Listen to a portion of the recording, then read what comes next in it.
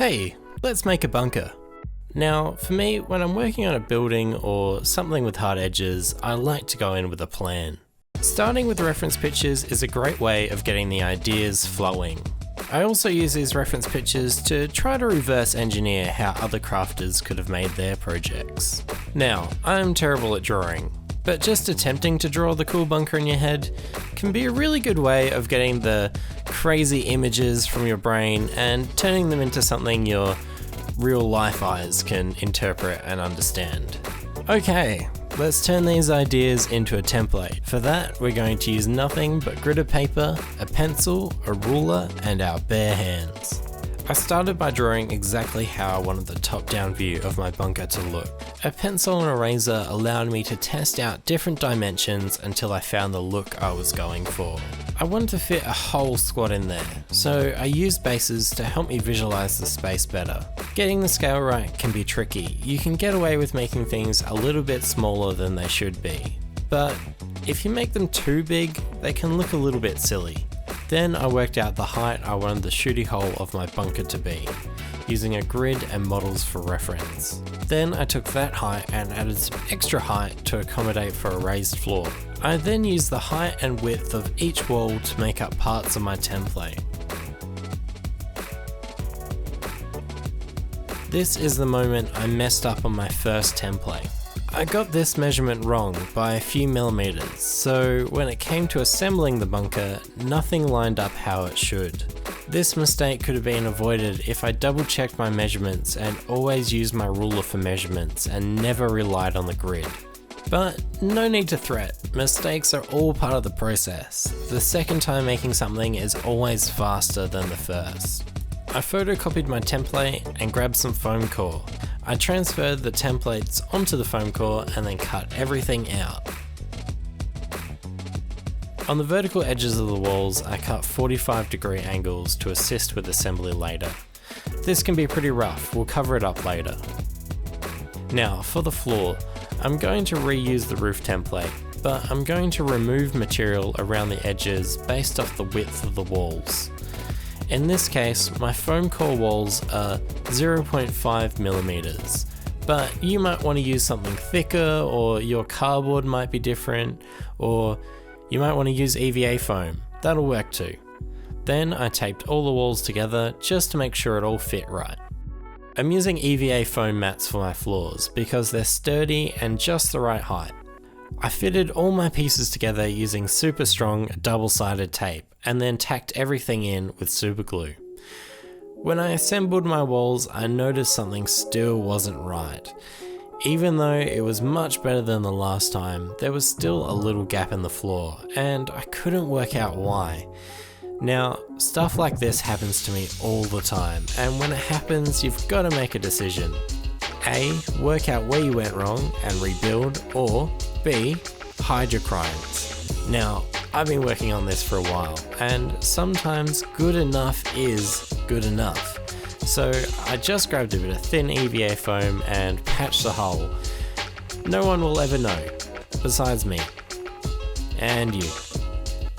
After assembly, I added a thin layer of foam to the underside, just to clean things up a bit.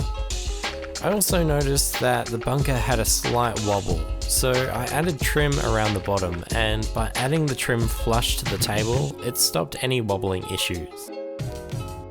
I also reinforced the inside of the bunker with more foam, just to make it more stable. To make a removable lid, I took the roof piece and made a trim using EVA foam sheets. The EVA foam provided a nice, flexible seal to keep the lid on, that was also easy to remove. To make things a little bit easier, I also sanded the top lip of the bunker, and that made the roof go on just a little bit easier. I made some little details using EVA foam, and I just sort of made it up as I went along. I was really just trying to break up the symmetry of everything. I then thought I should have a go at sculpting, so I decided to make an emblem for the front of the building. I used the sharpened end of a paintbrush for a sculpting tool, and I just made basic shapes and then pushed and pulled the epoxy with the brush to make all the details. It wasn't perfect, but it did the job. I put the skull on some cardboard and made little rivets using toothpicks. I then covered the whole thing in PVA glue and sand. When it was dry, I covered it in some more watered down PVA glue, and then when that was dry, it was ready for painting. I primed it and just splattered a heap of dark military colours on it. I didn't really have a plan, I was just using different colours until I saw something that I liked. I then did a light dry brush and added some very dark washes. I then did some extreme highlights on the edges and put a nice dark brown wash over them. As a result, I got this cool post-apocalyptic looking bunker. It's certainly seen better days, but I really like the aesthetic of it.